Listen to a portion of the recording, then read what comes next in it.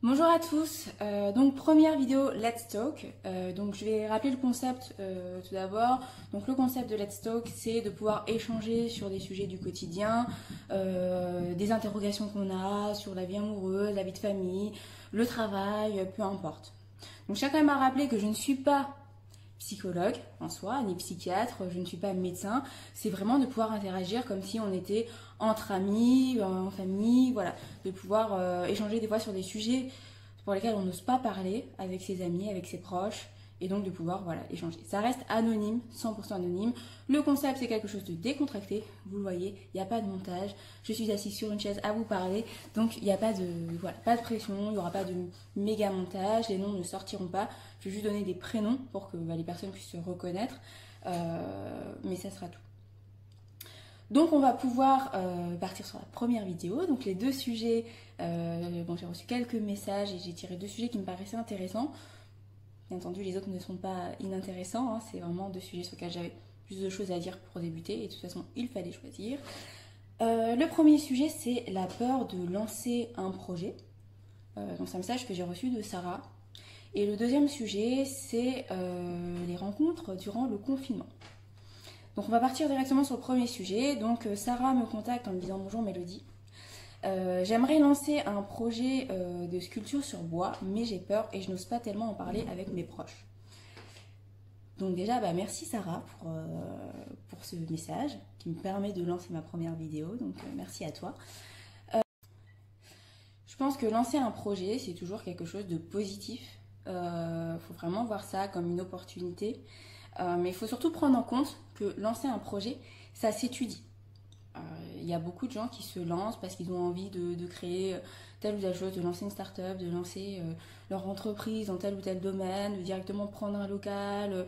Voilà, il y a plein d'exemples de gens qui se lancent et finalement ça échoue. Donc la peur de l'échec intervient forcément dans le lancement de projet, mais c'est quelque chose qu'il faut étudier. Alors, bien sûr, chaque projet est différent, il faut aussi connaître dans son domaine, il faut bien étudier le domaine dans lequel on veut se lancer avant pour savoir quels sont les problèmes, les risques qu'on encourt, les problèmes qu'on peut rencontrer. Et pour ça, ce que je peux te recommander, c'est si tu connais dans ton entourage des gens qui sont lancés dans ce domaine-là, c'est déjà de les contacter, d'avoir un échange d'expérience, un retour d'expérience de leur part. Ils vont t'orienter, fais attention à ci, à ça. Moi, quand je me suis lancée, j'ai rencontré tel problème, j'ai fait face à tel risque, ou voilà, tout un ensemble de retours d'expérience qu'ils peuvent te faire. Sur la peur d'en parler à tes proches, je pense que justement ça peut être un plus d'en parler à tes proches, ça peut t'apporter un certain soutien. Alors je sais que des fois on peut avoir un peu honte parce qu'on n'assume pas tellement. Je t'en parle en connaissance de cause parce que c'est quelque chose auquel j'ai fait face. J'avais un peu honte de dire tiens, j'aimerais lancer une chaîne YouTube. Et puis finalement, on dit non, il ne faut pas avoir honte. C'est génial d'avoir un projet. Voilà, on a des idées, on a envie de faire quelque chose et c'est quelque chose qu'il faut encourager. Donc que tes proches après comprennent pas, ça, ça va dépendre d'eux, hein, je ne les connais pas. Mais en parler, ça va peut-être t'apporter un soutien. Ils vont peut-être avoir des connaissances, ils vont peut-être te dire tiens, je connais quelqu'un justement qui se lance, qui a eu un retour d'expérience sur tel ou tel truc. Donc c'est quelque chose qui peut t'apporter et apporter beaucoup.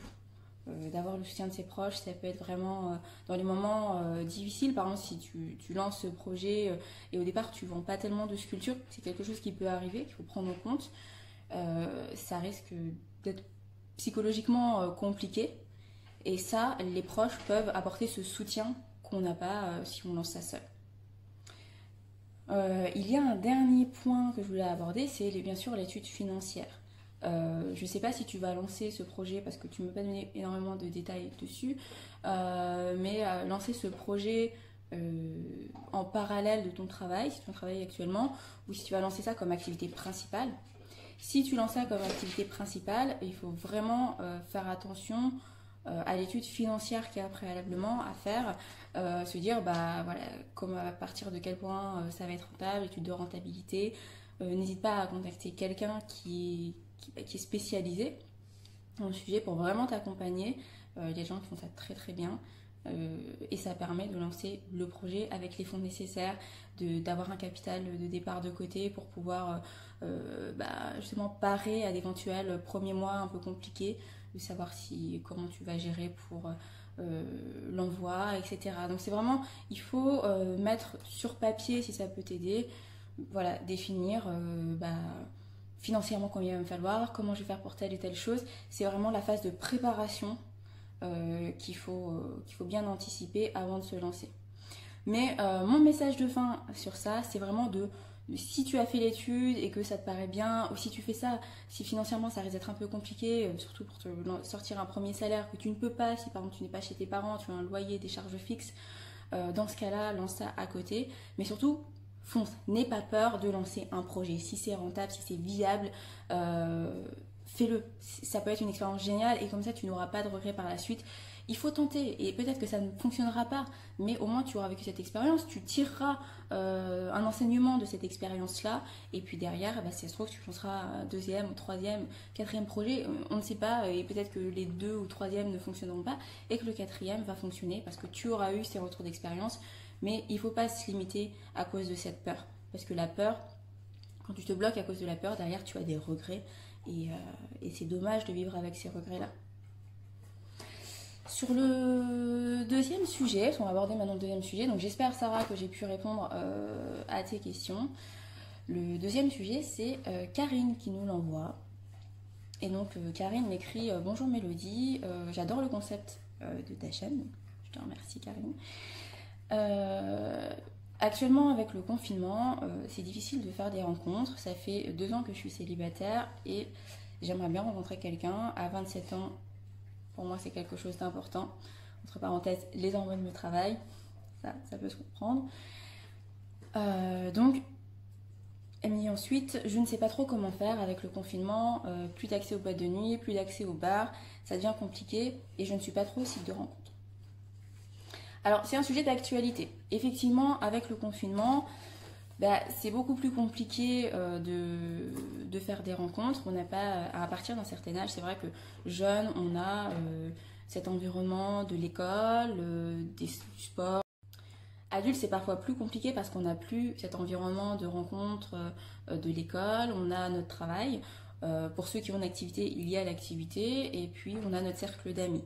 Et c'est vrai qu'étant jeune, on a tendance à construire davantage notre cercle d'amis plutôt qu'adulte. Ce qui ne veut pas dire qu'adulte on ne le fait pas, mais c'est vrai que quand on va sortir et on rencontre généralement des gens en soirée ou via des connaissances, parfois au travail. Mais si ça fait 10 ans qu'on est dans le même travail et qu'on n'a pas fait de rencontre là-bas, ça s'annonce un peu plus compliqué. Donc c'est sûr que si tu n'es pas trop site de rencontre, pendant le confinement, ça va être compliqué.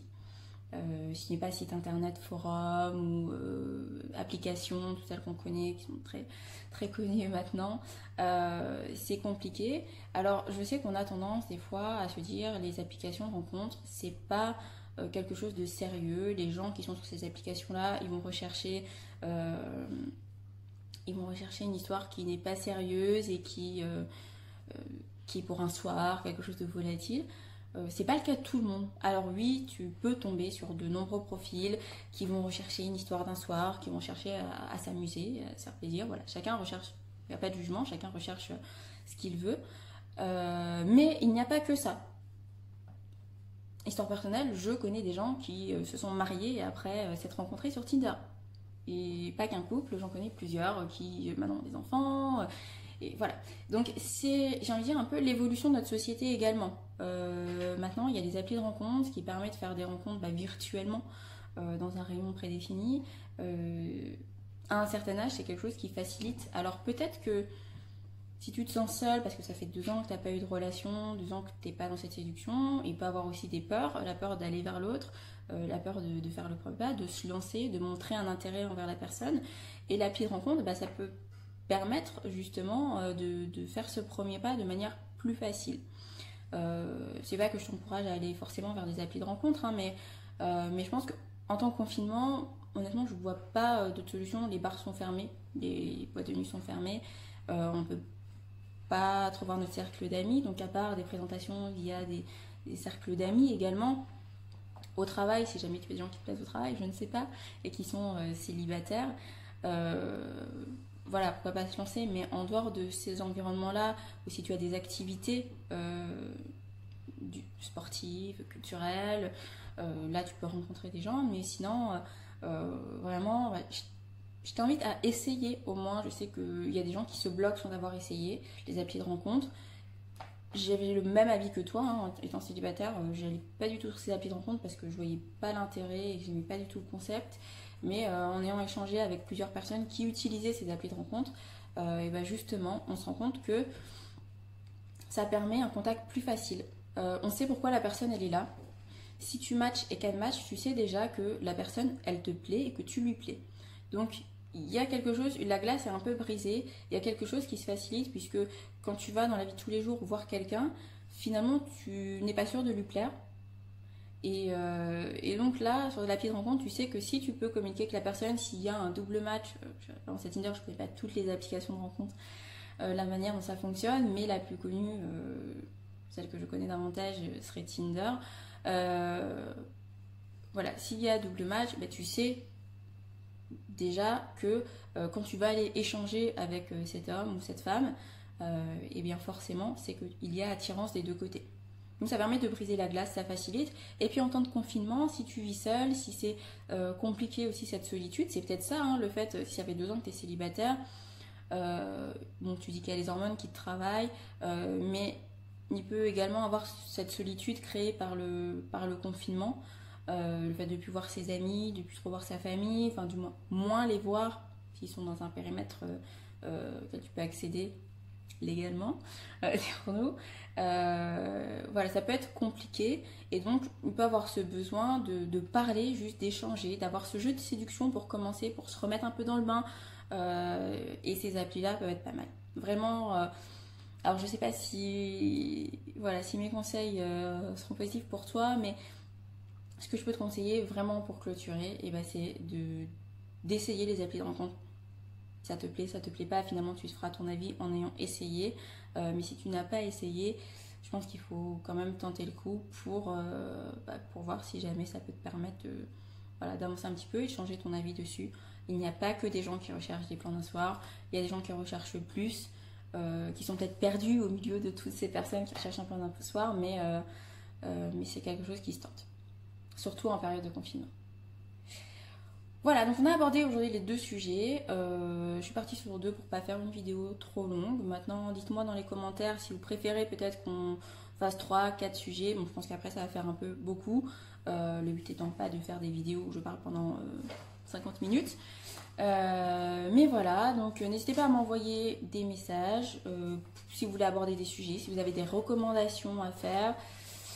Et si vous voulez échanger sur tout et n'importe quoi, on peut également aborder des sujets qui n'apparaîtront pas en vidéo, mais sur lesquels on peut échanger. Le but de Just Talk, je le répète, c'est vraiment de pouvoir échanger via les vidéos, parce que c'est des sujets, là j'ai choisi ces 2 sujets parce que j'ai estimé que ça pouvait toucher pas mal de personnes, hein. Le lancement de projet, il y en a plein qui veulent se lancer et qui ont des peurs. Le côté rencontre pendant le confinement, je pense que ça c'est un sujet qui parle à pas mal de gens. Donc voilà pourquoi je les ai mis. Maintenant, s'il y a des sujets un peu plus spécifiques, un peu plus personnels, sur lesquels vous avez besoin d'échanger, sur lesquels vous n'échangez pas avec vos proches et que vous avez besoin d'en parler à quelqu'un, n'hésitez pas à envoyer un message en me précisant, écoute, voilà, Mélodie, je veux pas que ça apparaisse dans la vidéo, envoie-moi une réponse en message privé, mais voilà. Et il n'y a pas de souci, ça restera privé, votre nom ne sortira pas, vous voyez bien, il n'y a pas de pseudonyme Instagram ou quoi que ce soit. C'est complètement anonyme. Donc n'hésitez pas, voilà, recommandations, commentaires, messages, si vous voulez qu'on aborde un sujet en particulier, vous mettez tout, soit sur les commentaires YouTube, soit vous m'envoyez un message Instagram, commentaire Instagram, comme vous voulez. C'est familial, voilà, c'est quelque chose de simple. Donc n'hésitez pas à me contacter. Salut, à bientôt!